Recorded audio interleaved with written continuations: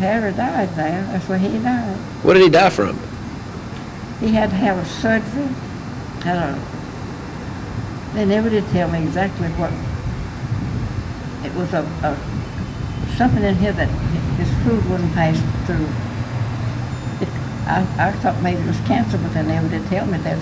There was a growth in his esophagus or somewhere in there that. Uh-huh. And how old was he?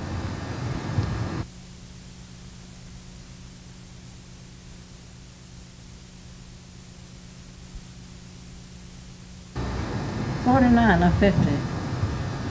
Wasn't very old, huh? So you were married how many years to him? You were married to him about 30 years? 1917, and he died in 1940. So that's 23 years? It's a long time. And so what'd you do after he died? You had all those kids there then, right? No, well, Harry was 19 when his daddy died. Oh, okay. And John was 16, and Jimmy was 13, and Mem was 6. So they probably all took it pretty hard, huh? And so I stayed in Montgomery until...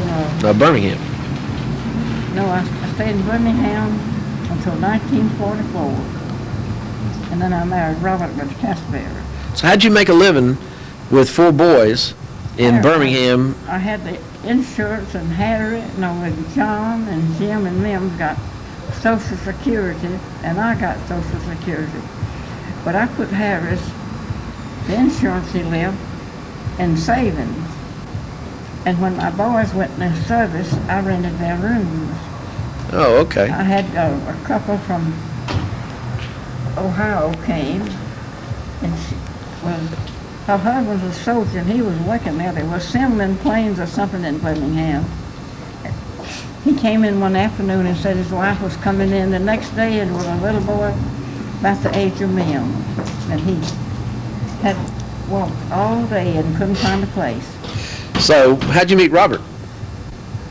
I'd known Robert all my life. His mother-in-law was her papa's first cousin. No kidding. Mm-hmm. So how many years after Harry died did you get with? A little over 4 years. 4 years. Harry and John and Jim was going in his service, and Harry and John's already in, and I just couldn't see me and Mem staying on in Birmingham. So what'd you do? And I stayed there though. We stayed there. Harry died in 1940, and I reckon I'd have stayed on if I hadn't gone home. And I would have had to mail some letters, and Nanny was out in the front. Where was home? You went back to Bruton? In Brooklyn. Bruton. That's right, Brooklyn. I would have had to mail. And we kept talking, and Nanny was out there. She says, "Misha should be here tonight. You're losing time on your mail route." He says, "Will you?" And I said, "Yeah." So the next morning, Mom and them just thought Mr. Meacham hung the moon. And so the next morning, Mama said, "Oh, where'd y'all go last night?" I said, "Mama, I was never so shocked in my life."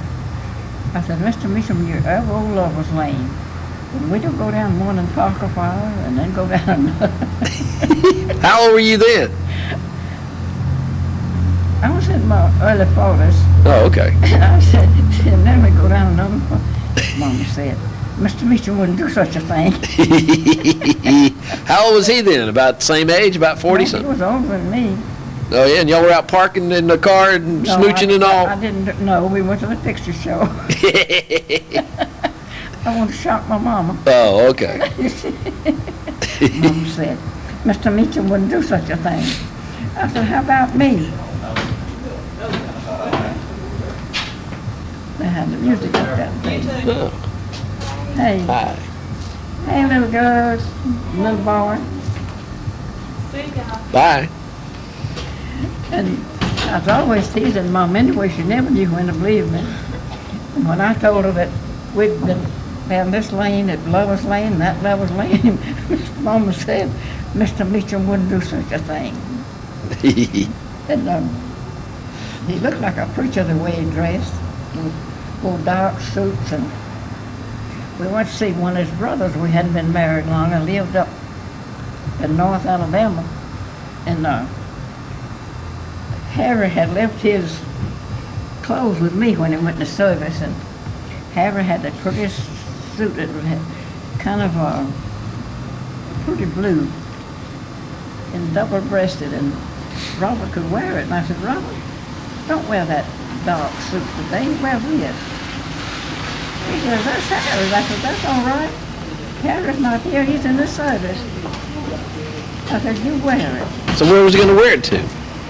Well, we just thought, maybe Harry won't come back, and I said, well, Harry's got plenty of clothes here you can wear. And when he got up there, because this brother was a good bit older than Robert, he says, oh, I'm so glad you married. He said, he called Robert, and he called him Herschel. Yeah. He said, I'm so glad you married. You married over and she got you out of those black suits. They were dogs. So when did he ask you to marry him? We hadn't been together long before he asked me to marry him. Really? His wife had been dead 4 years and Harry'd been dead for over 4 years. And his mother and my daddy were first I think it was.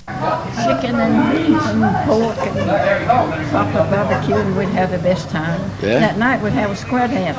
Was this when you came back after being married to Harry? Y'all did that? It was before I married him. Oh, But before. after I married too.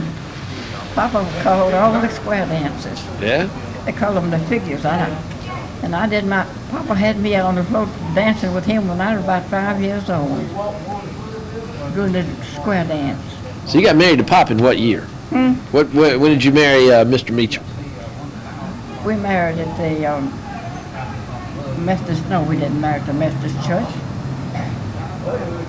We married in Birmingham at Pooch's house. You went. Well, he lived in Brooklyn, right? No, he lived in Castleberry. He lived in Castleberry, but he came to Birmingham, and we married in Pooch's house, and my pastor married us. Oh yeah. And we spent several nights in the hotel, and then we came from.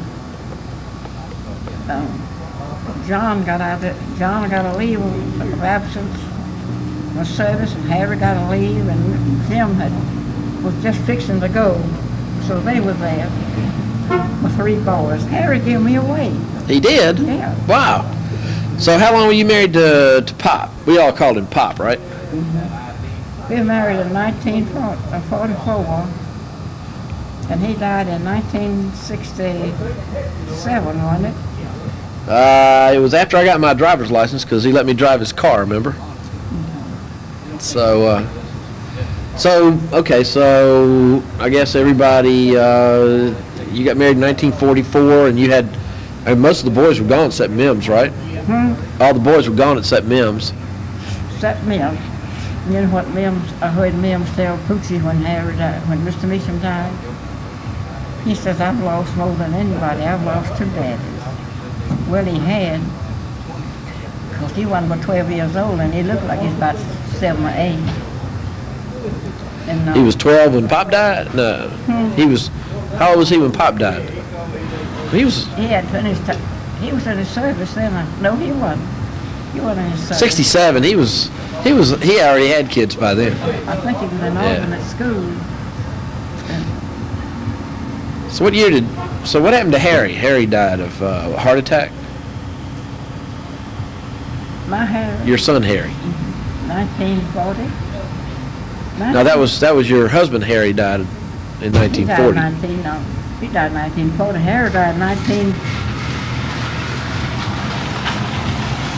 He wasn't but 37 years old. He was born in 21. So that'd be what, about 67 or 57 or something? Probably about 57. And Harry wasn't... That was the biggest shock I ever had. What was that, a heart attack? Mm-hmm. He's Jeez. playing golf. Just playing golf and had a heart attack. And ran Roanoke, Virginia. And one Sunday, me and Leona had to be waiting down at Holiday Inn. And when I came out, I saw this car drive in, had a Virginia tag on it. And you know me, I always spoke to strangers. And I walked up there. I said, where do y'all live in that Roanoke? Where do you... No, I asked them where they lived in Virginia. And they told me, I said, oh, that doesn't ring a bell. He said, where would you want me to be from? I said, I thought maybe it's from Roanoke. He says, we are, just a little, we are just a little suburb of Roanoke, Virginia. He says, who do you have there? He was a driver I was talking to. He had a couple with him, his wife, and then another couple. And I said, I don't have anybody there now, but I used to have somebody there. He said, well, who was it? I said, it was Harry Monroe. He says, you mean Harry Monroe that died on the golf course is your son? I said, yes, sir. He got out of that car and I thought he'd squeeze me in too. Oh, yeah, you knew him, huh? He said, I was playing with your son, and when he fell. No, he said he first sat down and beat on his chest like this. And I said, Harry, what's the matter? He says, well, old tickle's cutting up. That just sounded just like Harry. And said, after a while, he said, I believe I can make it to the 9th hole. And said, we won the 7th hole. I don't know a thing about golf, but he said, I believe we can make it to the 9th. And said, we got up and we didn't make but a few steps, and Harry fell. And said, when he fell, he was dead. Wow. So everybody on that playing golf had taken that course and CPR. and said At 37, huh? and said that they all worked on him, trying to bring him to, but said nothing worked. Sheesh. That is a shock, And huh? your daddy got to Chattanooga. I was there then, and told me that at 1 o'clock in the morning. He called my sisters and said, don't y'all call Mother. Said she's there in a strange place. And said, y'all were living in Meridian then, I think. I guess. And John had driven there, so we had a new car. And we drove our car on to Roanoke, and we were really packed up till we got back to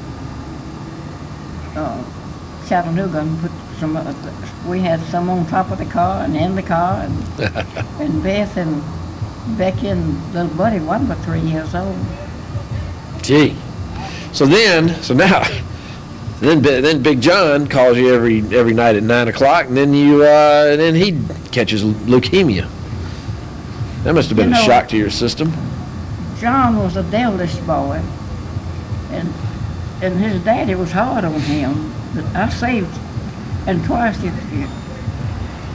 I saved John from getting a whipping. Harry said, Uh-oh. if you go then get him. I think my battery's about had it. Let me change this battery out real quick. We got 3 minutes left. You got. And I went to get him. His daddy said, if you do get him, I'm going to strike your back. I said, you can just strike as much as you want to now. You better not hit him another time. And I got him, but he didn't hit me. I didn't care if he did. I was going, and twice I did that. Me and John was always real close because I was always saving John from something. And he didn't deserve it. Yeah. Well, he sure loved his mother. He called you every night at 9 o'clock and everything. Mm-hmm. Well, I was closer to John because John needed me more than the rest of them did. John was full of devilment, would never hurt anybody. And Poochie said when John, one night, they went to the picture show. No, they went to Scouts, and it was late coming home, and Harry always, his daddy said be home at 10 o'clock, he was there. And John, he won't stay later, he'd stay, take the consequences. And so one night, when John got to the house, he got there ahead of his daddy went to get him. Poochie met him and says, why in the hell don't you come home when your daddy tells you to? Because you know he's going to beat the hell out of you. So when John come in, he went on to the kitchen, and I went right behind him. And Harry came in with that switch, and he was whipping John too much. And I got him. You got him? I got him more than twice. John, I can't stand to see anybody get too much. A little bit's all right, but too much is too much. And I told your daddy about that one time, but I did it at the wrong time, in the wrong place, before you. Yeah. And your daddy said, if this keeps up, I'm going to take them and go home. I said, if this keeps up, I want you to do it. I tell you what, Ola, we're at 1 minute, but I'm having fun, so I think I've got one more tape in the car. Think I ought to go get it? You wanna film some more? We can take it on up to the room. Ain't nobody Yeah, else we'll go inside where it's a little bit warmer. Okay. What do you say? All right. And you know, your daddy was one of the most honest fellows, and John always was so close to me, and your mama was so understanding. She always understood why, Yep. and she knew I didn't love Well, her. hang on. She can see the back of your brain. And at that time, girls couldn't go anywhere without the consent from the parents. And John wanted Kay to come home between quarters with him, and I had to call her mother in New York and get permission. Because I think that was nice. And the boy